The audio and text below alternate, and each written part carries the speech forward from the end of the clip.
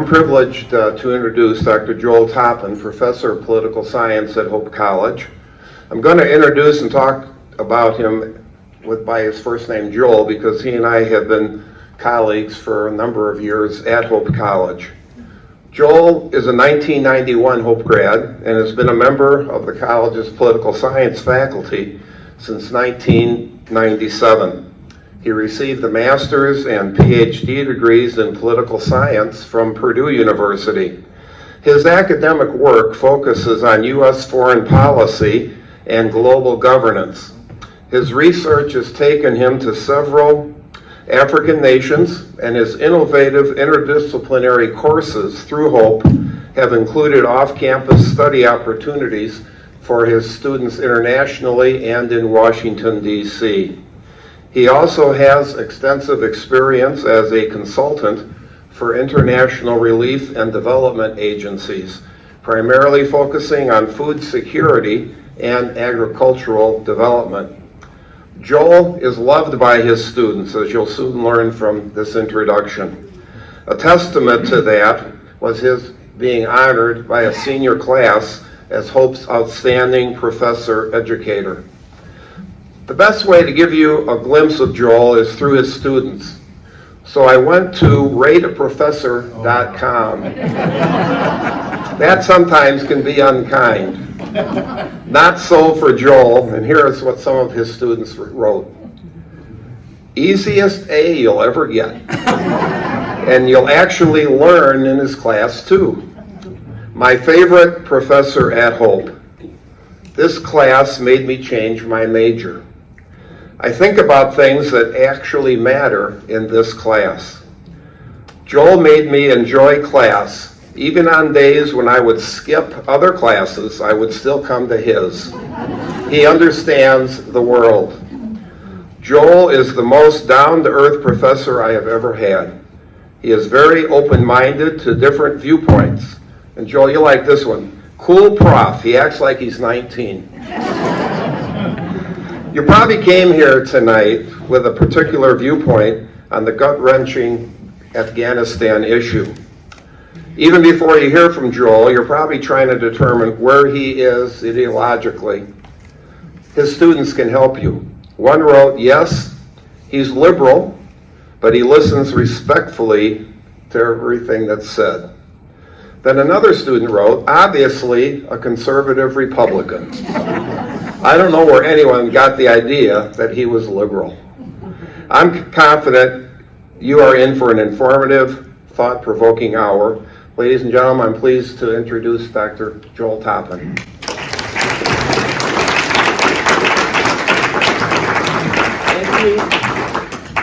Thank you, everyone, and thank you, Tom, for that kind introduction. I got a little nervous there when I hear rateyourprofessor.com, but okay, so far so good. And thank you, Mark, and thank you to all the members of the South Haven Speaker Series. It's a real pleasure and privilege to be here.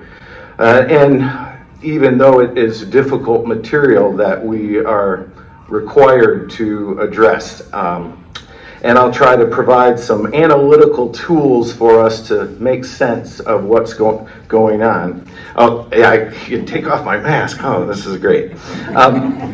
In terms of my perspective, or kind of where I'm coming from as a political scientist, when I was graduating from Hope College and preparing to move to graduate school at Purdue University, I would tell friends of the family and others who would ask, oh, what are you doing? And oh, I'm going to head to grad school to study political science. And some folks would say, oh, so you want to be a politician, do you? And I said, no, I don't. I want to study politicians and I want to study politics, but I don't want to be a politician. So I tell my students sometimes that, if I were to have told folks, friends of the family, friends of my parents, oh yeah, I'm going to go to graduate school. Oh, what are you going to study? I'm going to study ornithology. Oh, you want to be a bird, do you? So, no, I don't want to be a bird. I want to study birds. So I'm trying to take that perspective of my analysis of what has happened in Afghanistan and provide that analytical perspective, studying what's happening rather than being a participant or an advocate in any kind of way. And so, as mentioned, as Tom mentioned, my area of training and expertise is U.S. foreign policy, and not as a Afghan specialist or a regional specialist. So I'm looking at this issue from the perspective of U.S. foreign policy. And so I want to make sure that was clear at the outset. So the withdrawal obviously has troubled many of us. It's been described as a debacle. This is The Economist magazine, Biden's debacle. We've heard, this is a disaster, a catastrophe, right, a calamity. These are the types of words that are used to explain the U.S. withdrawal from Afghanistan. And I guess I want to start by pushing back on that a bit. The decision to leave Afghanistan for the United States in terms of pulling U.S. troops out was made, of course, before the Biden administration. The Trump administration had decided to withdraw military troops. The Obama administration before that had committed itself to trying to withdraw troops and turned out to be unsuccessful in that effort. And so the idea that the withdrawal itself was a debacle or a disaster or a catastrophe gave me pause and asked the question, well, yes, we were all surprised. I know I was surprised how quickly the Afghan government fell and how quickly the Afghan army dissipated and how quickly the Taliban was able to take power, including in the capital of Kabul. And yes, I was surprised. I think most of us, all of us, were surprised. But the question about whether that constitutes a disaster or not makes me ask the question, would we rather have had the resistance to the Taliban takeover, which we had resigned ourselves to, we meaning the United States, with the Republican administration, Democratic administration, we had resigned ourselves to, well, it may be the case that the Taliban takes power eventually, maybe 6 months, maybe a year, maybe several years. It happened more quickly than anyone had expected. But is that the catastrophe that we were expecting and perhaps would have preferred that the Taliban takeover lasted months or even years with bloody, horrific battle after bloody, horrific battle for months and for years? So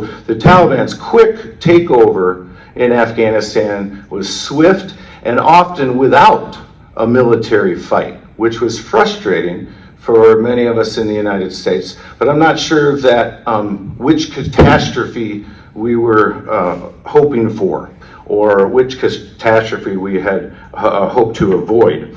So the first takeaway, the first lesson to be learned, I think, from analyzing the 20-year history, not certainly the withdrawal was bungled. It was a debacle, the way it was handled for the U.S., and it was certainly embarrassing for the United States. But I want to focus on the 20-year history. The crisis in Afghanistan goes back clearly, and so this is a tragedy for the United States that was more than, but at least 20 years in the making. So what it shows, first of all, from my perspective, is the limits of hard power. Political scientists make a distinguish between hard power, military power, guns, tanks, bombs, versus soft power, which would include perhaps diplomacy, cultural relations, having folks around the world respect the United States and want to emulate the United States. And so this can be a form of power, if not at the point of a gun. So what this shows from my perspective, is the limits of hard power, the limits of military power. The United States military is the biggest, baddest, most powerful military that humanity has ever known. And we spend upwards of $700, $800 billion a year, right, to build this immense, powerful military force. And so we asked the question, political scientists asked the question, how do big powers lose small wars? Right, so this is a classic case of asymmetric conflict. Right? On the one hand, on the one side, you have the U.S. military, the most powerful military, the most powerful fighting force we've ever seen, against an enemy, the Taliban, who is weak relatively. It's an asymmetric conflict. So how does this happen? So we have to accept or recognize, it seems to me, the limits of military power. What does it get us? What did it get us? Right?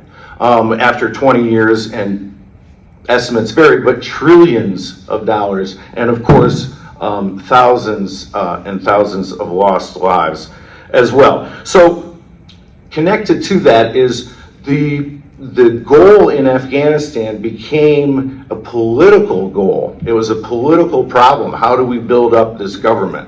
How do we keep a peaceful, stable government in place in Afghanistan? And so it's essentially a political problem to solve that U.S. foreign policymakers gave over to the military to address this political problem. And so I certainly wouldn't blame the U.S. military in this case. It's a bit like, if you're a hammer, everything looks like a nail. That the military is not trained to solve political problems. And so that seems to be a first point about things that went wrong or did not go well. The second point I want to make is it's remarkable to me that the decision to go into Afghanistan in 2001 was broadly supported, and it was almost unanimously supported in Congress. The authorization for the use of military force, the AUMF, where Congress gives the president the authority to initiate military conflict, I believe there was only one member of Congress of 535 total who voted against it. So it was broadly bipartisan. Democrats and Republicans agreed on the need to go into Afghanistan. And the withdrawal, even though now it is certainly politicized, the withdrawal was also bipartisan. So it was President Trump in February of 2020, his administration, that had for months been carrying on these negotiations with the Taliban in Qatar, and eventually in February reached this deal. And the deal between the U.S. During the Trump administration and the Taliban was essentially, you leave us alone and we'll leave you alone. Right? So the U.S. was agreeing, we will withdraw, right, our military forces, but you have to leave us alone as well. So in the interim, no attacks on U.S. troops, on U.S. forces and assets in Afghanistan. And also, the deal included a promise by the Taliban to not allow terrorist organizations to organize within Afghanistan. That would then perhaps attack the United States.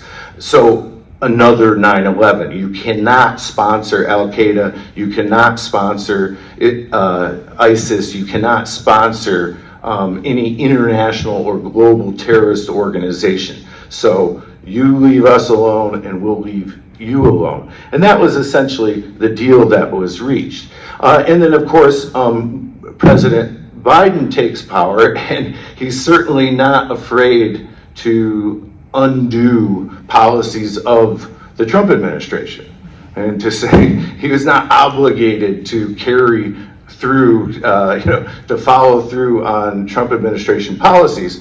But when it came to Afghanistan, right, he was certainly almost in lockstep with the thinking of the Trump administration and followed through on the agreement to withdraw U.S. Troops from Afghanistan and agreed to follow through on the deal that was made with the Taliban. This deal in Doha is remarkable because it did not include the Afghan government. So it was, the negotiations and the agreement were between the United States and the Taliban. The Afghan government was sidelined. They were not included in these negotiations. The Taliban, in fact, refused to recognize the legitimacy of the Afghan government. They considered that government to be a puppet of the United States, and so they decided that they would only negotiate with the military enemy, the United States. So the Afghan government was sidelined from those negotiations. And so we see this, that certainly now Republicans are attacking President Biden, and deservedly so. He is an easy target currently, and no one, I don't think, would credibly make the case that the withdrawal was handled well. But the strategic decision to withdraw had been made and widely agreed to. There's bipartisan consensus that the war in Afghanistan should end. Now, of course, there are hawks, some on the Democratic side, some more perhaps on the Republican side, like, say, Senator Lindsey Graham, who are highly critical, not just of the way that the withdrawal happened, but the strategic decision of the need to withdraw. So certainly we see this partisanship, but it's kind of refreshing almost to see this type of bipartisanship on an issue that's so important and an issue that is so potentially contentious and controversial. So moving on, the third point that I want to make is that what went wrong in Afghanistan, I made a joke with my students, what went wrong in Afghanistan? Everything. Okay, any questions? That was the short lecture, the short version. But many, many things went wrong from the U.S. perspective. And strategically, one of the most important decisions happened in the immediate aftermath of the attacks of 9/11, 2001.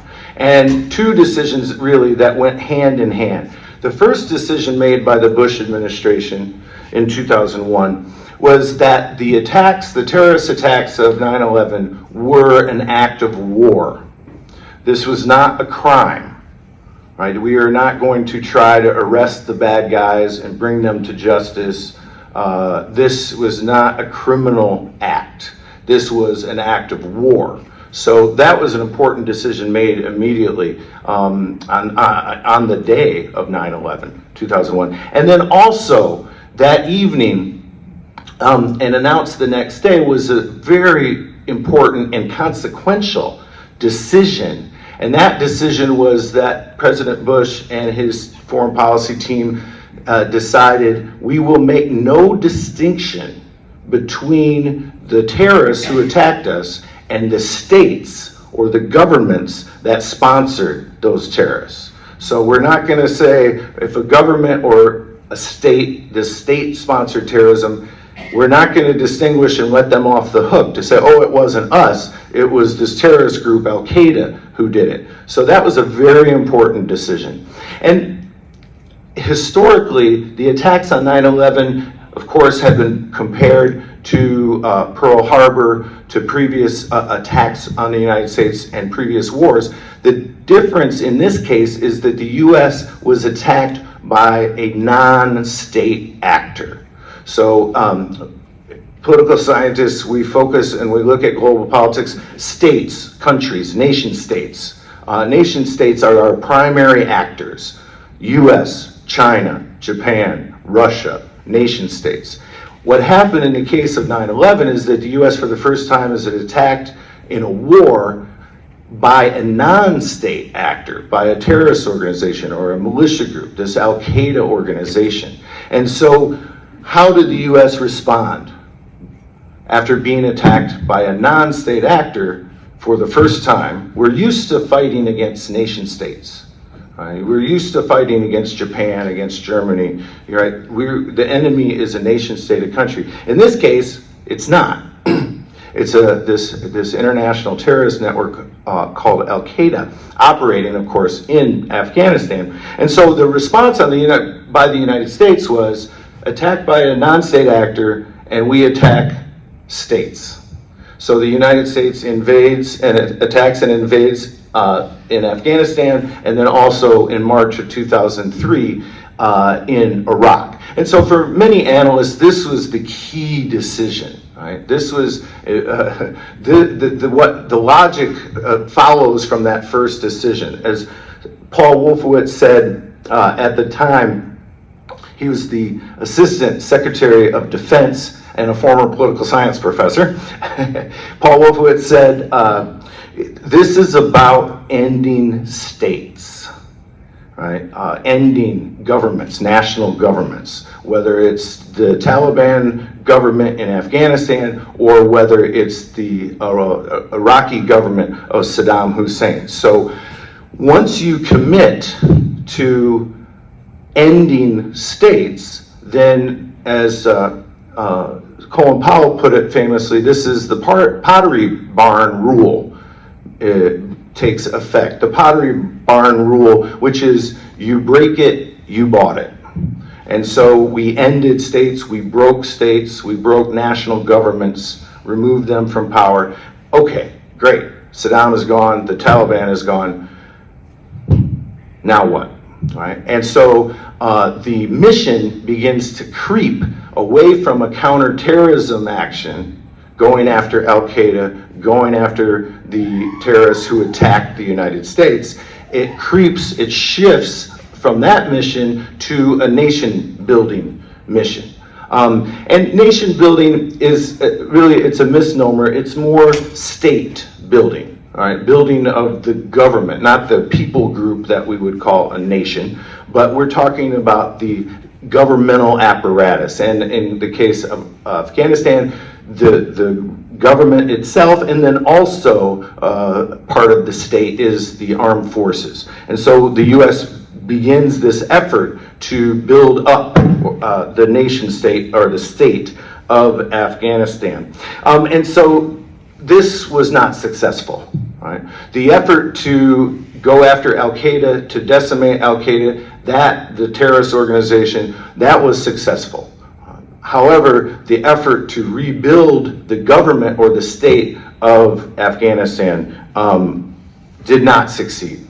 And so the lessons learned, perhaps this represents a key moment in U.S. foreign policy history that the U.S. it seems, has decided in a bipartisan, mostly bipartisan way that nation building, so-called nation building, is for the past. Here's a weekend edition of the Wall Street Journal from weeks immediately after the fall of the Afghan government and the withdrawal of U.S. troops, and maybe you can see here a farewell to nation building, right? So that we've clearly seen, argues Greg Ip in the Wall Street Journal and others, that nation building is a fool's errand. And the U.S., no matter how much military might it has, will not be guaranteed success when it comes to nation building, which is distinct from identifying a military enemy and attacking and dismantling that military enemy.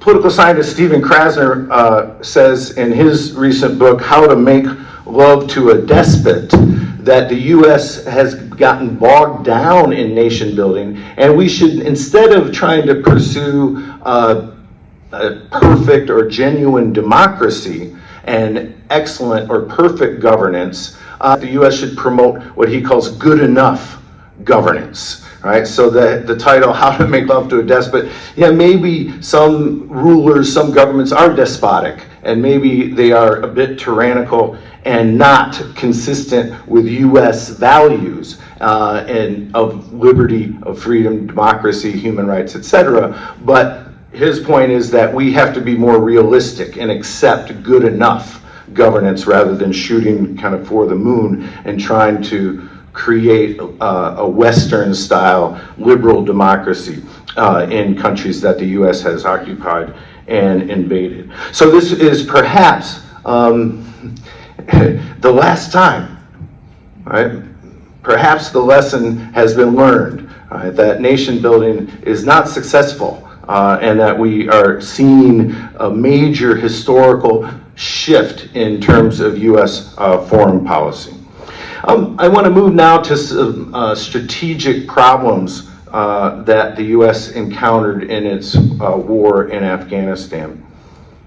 And that is that the enemy, the Taliban, who ruled Afghanistan from 1996 to 2001, and after, in September, October, the U.S. invades and removes the Taliban from power. They had a 5-year rule before. Right? The problem is that the Taliban, the enemy, had the same goal as the United States. And that's a strategic problem for the United States. What do we want to do? We want to get to a position where we're able to leave. We want to leave. That's the goal. Do we intend to occupy Afghanistan militarily in perpetuity, forever? No. We generally wanted to bring the troops home. We want to win, accomplish the goals, and come home. And of course, that was the Taliban's goal also, was to get the United States to leave. Right? And so strategically, this is a problem. And so you may have heard it said before, but the issue is that the United States had all the clocks, but the Taliban had all the time.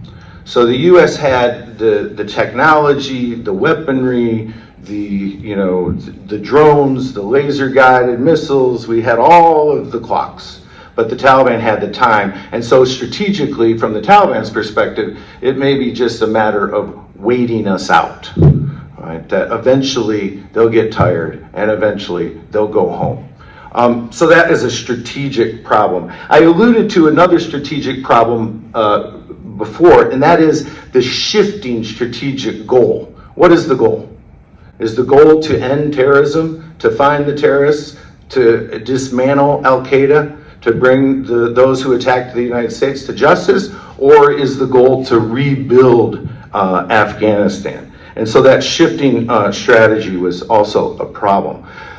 Connected to this is the need to limit U.S. casualties.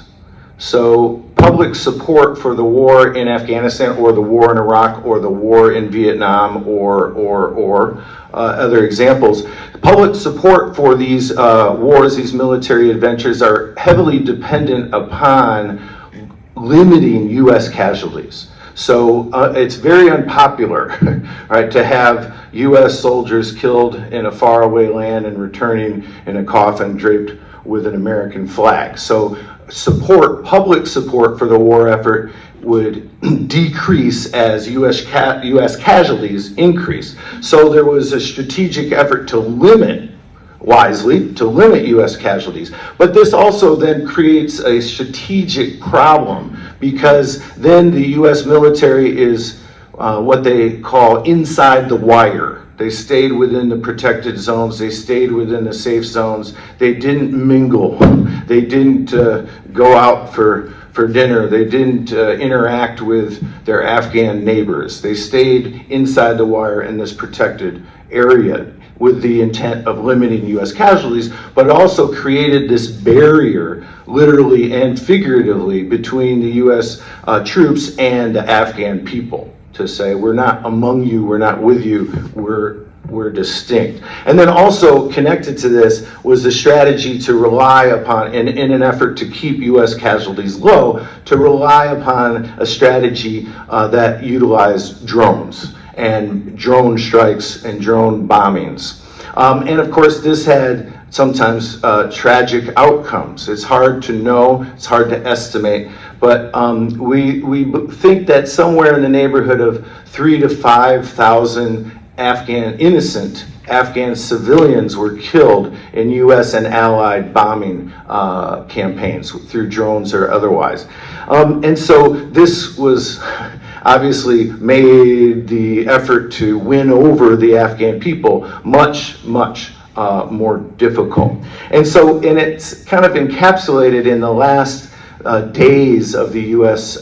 war in Afghanistan. That, of course, on the as the chaotic withdrawal was going on and the flights leaving the Kabul airport on August 26 of 2021, an ISIS Islamic State affiliate known as ISIS-K attacks the Kabul airport. This was this horrific bombing where some 200 Afghans were killed, and tragically 13 U.S. military personnel also lost their lives in that attack on August 26. In response, the United States bombs ISIS-K targets, and effectively, except for the very last one. And this is on August 29, 2021, as the last bombing by the United States in Afghanistan before the withdrawal. And the intelligence had indicated that there was a car bomber on his way, and that the vehicle was loaded with explosives, and we need to take out this vehicle in order to prevent another horrific attack like we had seen just a few days prior. The problem is, of course, that the intelligence was wrong, and the United States killed an extended family of 10. 10 were killed, including 7 children. And so these two bombings, to me, kind of encapsulate this tragedy. It's kind of two events, and we can summarize the tragedy with those two events themselves. The other part with it, when the U.S. would be bombing Taliban forces, there would, as there always is, sometimes collateral damage. And this collateral damage then worked to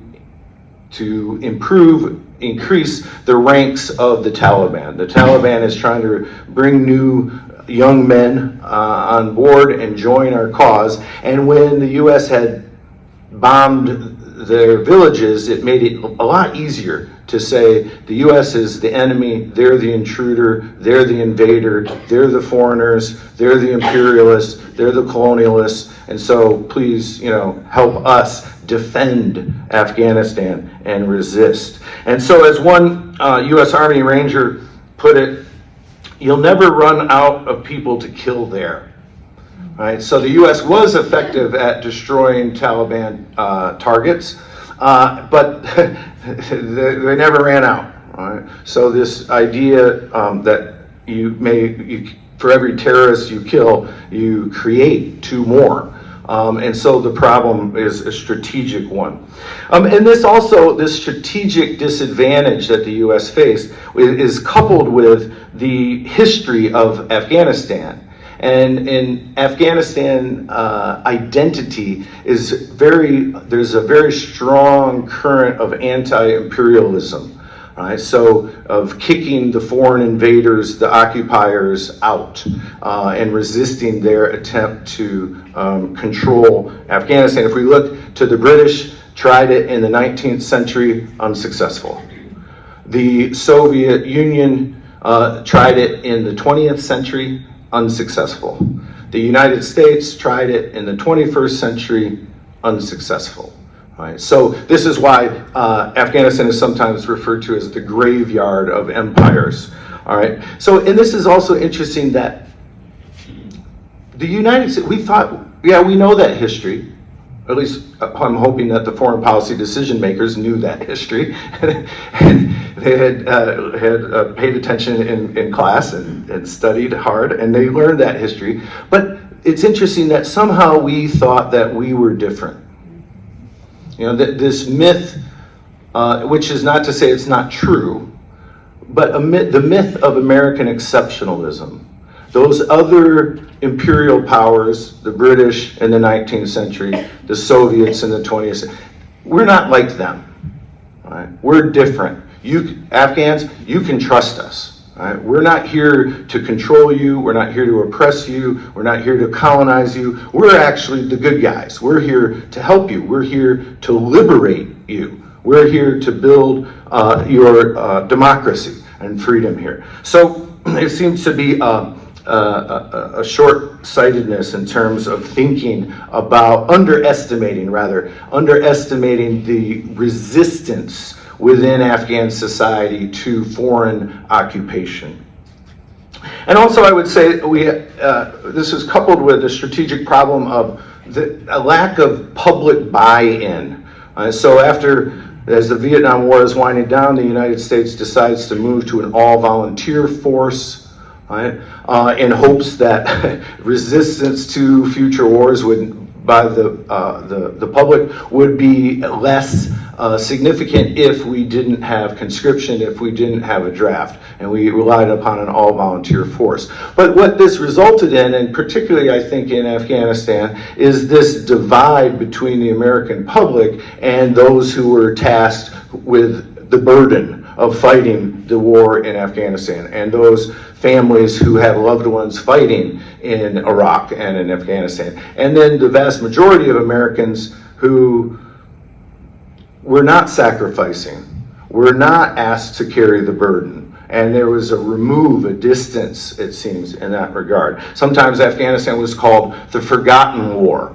And we've heard from soldiers who returned to stateside and said, oh, where have you been? And the soldiers say, oh, I was, fighting the war. Oh, what war? What war? We're at war? Right, so this disconnect between the public, American public, and those who were tasked with carrying the burden. And this is also then connected to the need to limit U.S. casualties. Another takeaway or another thing that went wrong was that the U.S. public, we were not told the truth.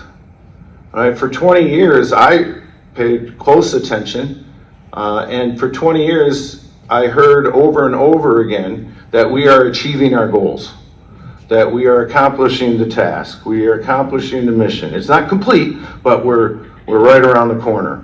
And then 2005 becomes the decisive year, all right? And then 2006 is really the crunch year. And 2007 then becomes, this is when it really matters. But all along, we're at least I never heard it. I don't know if any administration, any general said it, but I was never told, hey, we're losing. This is not going well. The Taliban is rebuilding, the Taliban is regrouping, we are not accomplishing our goals. We were not told that. So that seems to be, a problem, a strategic problem of what went wrong. Many Americans said, wait a minute, I thought we were winning. Because they were told for 2 decades that we were accomplishing our goals and moving closer to being able to hand off the Afghan army and the government to a civilian Afghan government. So another thing that went wrong, I know that we're running short of time. I want to mention one quick point, another factor that's often overlooked, and that's the role of Pakistan. In 2014, Carlotta Gall wrote a book that I've used in class called The Wrong Enemy, America in Afghanistan 2001 to 2014. And in this book, she makes the case that the wrong enemy is Afghanistan, that the true enemy for the United States in accomplishing its counterterrorism goals is Pakistan. And of course, Pakistan had long been playing a double game, claiming to the United States that we are your partners in fighting terrorism, but also secretly behind the backs of the Americans, propping up, helping, supporting, encouraging the Taliban itself. All right, so the problem of Pakistan is quite significant.